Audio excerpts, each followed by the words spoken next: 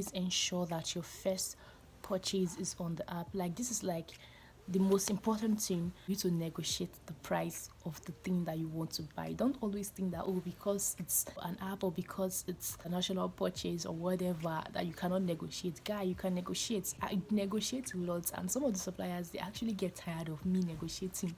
But yeah, I want to save money, I'm doing business, and I need to, like, try ways to, like, kind of reduce my cost of production or cost of stocking my goods. So I negotiate a lot.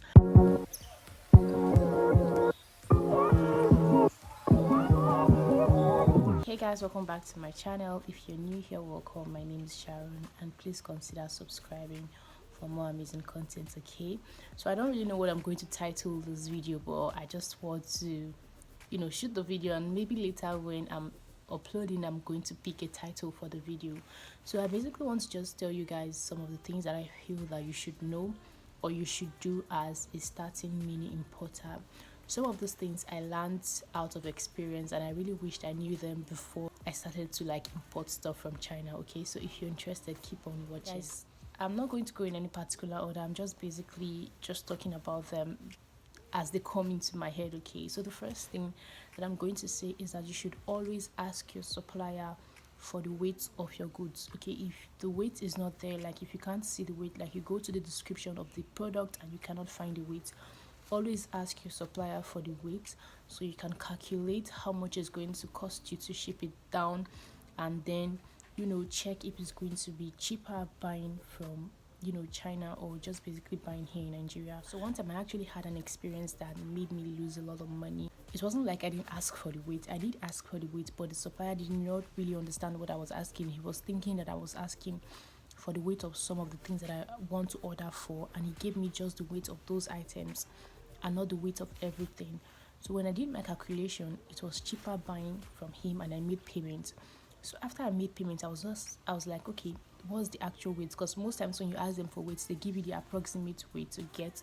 So I was like, okay, what's the actual weight? And when he gave me the weight, it was, I think, about 10 kg more than the initial weight he gave to me. And when I did my calculations, I actually found out that it was actually cheaper buying the item here in Nigeria.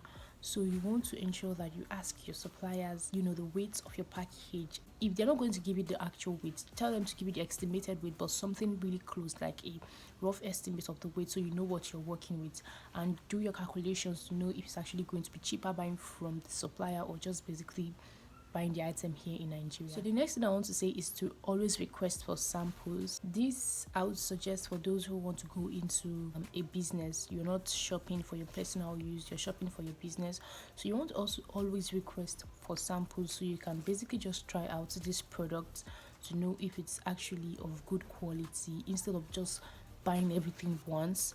You get some suppliers can be good enough to give you free samples. I've actually received free samples from the supplier before, or just basically sell the sample at a reduced rate, while others sell samples at a higher rate, because it's sometimes more expensive buying one product rather than buying a specific amount of products you get. So some of them might give you at a cheaper rate, some might give you at a higher rate, and some might also even give you free products as the sample. So you want to always ensure to request for samples, especially when you're buying these items for your business. The next thing I want to say is that you should keep searching for suppliers. Okay, don't just go on the app, search for a particular product, and when you find a particular supplier, you chat the person up and you feel that the price is okay with you, you decide to purchase. No. Okay, you want to keep searching. Like when I started to buy things from China, when I go on the app and I just search and chat up with the supplier, and I feel like, oh my god, this price is so affordable. Because most times when you see the prices they sell things there compared to the prices you buy here in Nigeria, you tend to like feel that, oh, it's so affordable, and you don't even bother to like you go through the stress of looking for other suppliers to find other ones that may actually sell at a cheaper rate to you. But along the line, when I started to like just basically try to like check to see if there are other suppliers, what actually made me to start looking for other suppliers was that some of the suppliers that I used to buy before, sometimes they increase their prices, or sometimes they don't have the products available, and now I have to start looking for other suppliers that would supply me the products. And I end up finding other suppliers that actually even sell at a cheaper rate.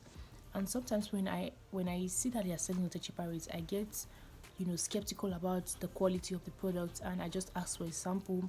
And most times the quality of the products are actually even better than the person that I was actually buying at a higher rate from.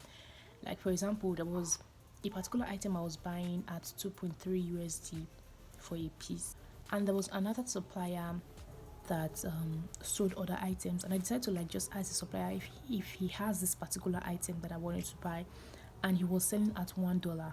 So you can see the difference, like extra 1.3 US dollars difference.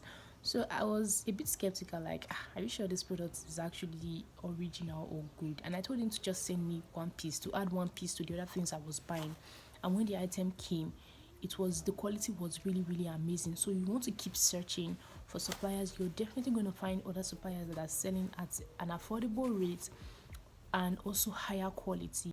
And this is very important, especially when you are a business owner, because you need to look for ways to like bring down costs and increase your profit margin. So the next thing I want to say is that you should always ensure that your first purchase is on the app. Like this is like the most important thing, because when you chat up with suppliers, sometimes on the app they tend to be like, oh, let's go and chat on WhatsApp. This is my WhatsApp contact, or this is my WeChat contact. Let's go chat on WhatsApp. Let's go chat on WeChat.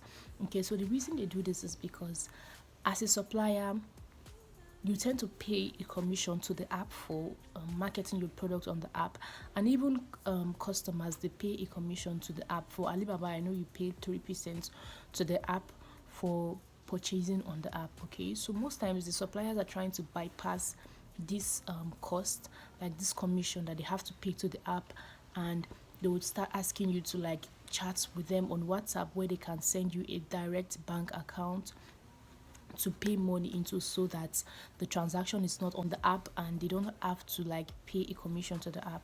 But why I don't suggest this is that, one, you might be scammed. Not all the time, but most sometimes, you have to be careful. You might be scammed. And secondly, when you make a purchase via the app, there's like a trade assurance. And what this means is that if you're not satisfied with what you get, like the product that you get, because when you make a purchase on the app is going to withhold the money until a specific period of time. So they're going to give you a specific period of time to come back to say, oh, I received the package and I don't like it, or I didn't receive it. And if within that period of time you did not come to like say anything about the product or anything, they are going to release the money to the supplier. You get. So within this period of time, when the product gets to you and you don't like the quality, or you don't like anything about the product, or the product came damaged, you can actually request for a parts refund, or depending on whatever negotiation you and the supplier agrees on, you get. So you can request for either a part refund or a full refund or anything. It all depends on whatever agreement you people have. So then when I used to shop on AliExpress, then AliExpress takes very long time to ship products to Nigeria. So most times I don't even get the product within that period of time. Okay, because on AliExpress it used to be like 2 months, sorry, but now it's now 3 months. So if within 3 months you haven't received your product, or you received the product and you don't like it, you can actually request for a full refund or a past refund. And so many times they actually refunded my money back to me. So that's why trade assurance is actually good, and that's why you want to do your business on the app. But if you feel like you trust the supplier, and you've done business with the supplier in the past, and you feel like there's a good relationship between you and the supplier, and you trust the supplier, you can take your business out of the app. And it's also going to help you as well, because you're not going to be paying that 3% commission that you normally pay to the app. The next thing I want to say is for you to negotiate the price of the thing that you want to buy. Don't always think that, oh, because it's an app, or because it's an international purchase or whatever, that you cannot negotiate. Guy, you can negotiate. I negotiate a lot, and some of the suppliers, they actually get tired of me negotiating. But yeah, I want to save money. I'm doing business, and I need to like try ways to like kind of reduce my cost of production, or cost of stocking my goods. So I negotiate a lot, and sometimes they end up giving me a good price. Other times they tell me, no, this is the fixed price, and I'll be like, okay, fine, no problem. You get. So negotiate the don't think that you cannot negotiate. You can actually negotiate, and they're going to bring down the price if it's convenient for them, or they just tell you no, this is the price. Okay, so the next thing I want to say is that you should request for free local delivery. Get some of the suppliers, they tend to add a cost of local shipping to your products, and sometimes you can actually request for free local delivery. You ask them if the supplier is good, they'll tell you okay, fine, no problem. But if they cannot give you free local delivery, they are going to like bring down the cost and look for a cheaper shipping option for you. Okay, this is actually good when you are buying items from so many suppliers. Imagine buying items from about 10 suppliers and you have to like pay about $3 to $5 to ship these items to your warehouse. And when you calculate everything, you see that you are spending up to like $40 for just local delivery. That is like subtracting the amount of money you're going to spend shipping the item from China to Nigeria. This is just shipping the item from your supplier to your warehouse, so you can see. So most times I ask for free local delivery, and if the supplier can give me that, they do give me that. But if they cannot, they tell me, oh, we're going to look for a cheaper shipping option for you. And if I'm fine with the new shipping option, the duration and everything and the price, I'll tell them okay, I'm fine with it, and that's what they're going to give to me.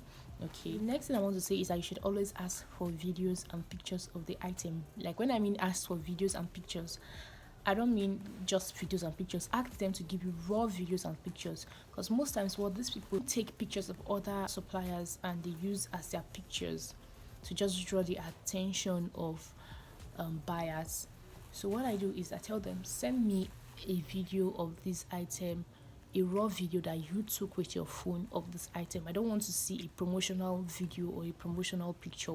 Take a picture of this item and send to me. So this will help you to ascertain if the quality of the product is good. I know it doesn't really work all the time, but it's actually a good way to like ensure that you are not splurring money into something that will end up becoming trash.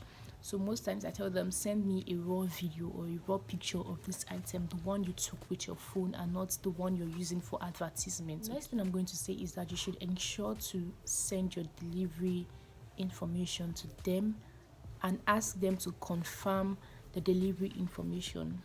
Okay, one time I had one issue with a supplier because of this thing. So on my Alibaba app, I can input the address of my warehouse on the app. Okay, so I did that, and along the line my warehouse agent changed their warehouse and they had another warehouse address, but I didn't just bother to change the address on my Alibaba app, because most times I send the new address to my supplier. Sorry. So this particular supplier, even after I sent the address to him, the new address to him, he still went ahead to use the one on the app, and so the products or the item I bought for him was sent to the other warehouse. And there was a lot of back and forth, but finally I got the products. Finally the other warehouse sent it to my new agent and I got the product. But to avoid the stress, just ensure that your supplier sees it, even though you sent it to them before. Like even though I sent it to them before, after making payments I still send it to them again and tell them this is the address, just so I ensure that I don't, go through that mistake of having them send the stuff to another warehouse. So the next thing I'm going to say is that you should merge suppliers. I don't know how best to explain this, but I'm going to try my best to explain it. Okay, so most times when you find a particular supplier, for example, you want to buy bag, you want to buy shoe, you want to buy dress, or you want to buy jewelries. Sometimes, okay, no, that's not really a good example. Let me use something really close. Okay, for example, for my hair business, I sell ventilating needles, I sell lace, sell mannequins, I sell wig stands, I sell other things. Okay, so on a normal day, what I used to do before is to buy all of these items from different suppliers, and that way I tend to spend more shipping them down to my agents. But one day I decided to like just ask one of the suppliers if he had the other items. Like the person I was buying lace from, I asked him, do you have ventilating needles, do you have wig stand, do you have mannequin heads? And he said yes, yes, yes, yes, yes. And his prices were actually really, really nice compared to how much I used to buy them from other suppliers. And now, so I have one supplier sending all of these items to my agent, rather than having buying them from different people. But most times it's might not be profitable buying from one suppliers, because the prices that your that supplier might be selling you other items might be more expensive than the prices that the other suppliers are selling the items. So you just need to do your calculation and basically check which is cheaper and more convenient for you. So what I do is, if I find a particular supplier that sells a particular item and I know that I have other items that are related to the items that I want to buy, I tend to ask the supplier, do you also sell these other things? And I compare his prices to the ones that other suppliers are giving me, and if it's actually better buying from that person, I just buy everything from that person. Next thing I want to say is that you should find suppliers in the location of your agent. So for example, my agent is in Guangzhou, and there are other parts of China where you can find suppliers like I don't really know how to pronounce the names. Okay, so buying from suppliers, like China is very big. Like guys, China is very big, and so when you buy from a supplier from another part of China, it might be the distance from the supplier to your agent might be really far, and that's also going to increase the cost of your local delivery. So you want to ensure that you're finding suppliers in the location of your agent. Most times when you even find suppliers in the location of your agent, they would even give you free shipping without you even asking. Like I've had suppliers like that who will just tell me, when I ask them, okay, so how much is it going to cost to ship this item down? They'll tell me, don't worry, since it's Guangzhou, they are going to ship it down to my agent for free. Okay, so that's one of the benefits that you can get from actually finding suppliers in the location of your agents. Okay, they can either give you free shipping or give you like really really really affordable shipping rates, because the location is not so far. So guys, that's all for today's video. If there are other things that I feel that you guys need to know, I'm going to compile it in another list and do another video for you guys. If you find this video helpful, please don't forget to give it a thumbs up and leave your comments in the comments section below. Subscribe to my channel for more amazing content. Thanks for watching, and bye.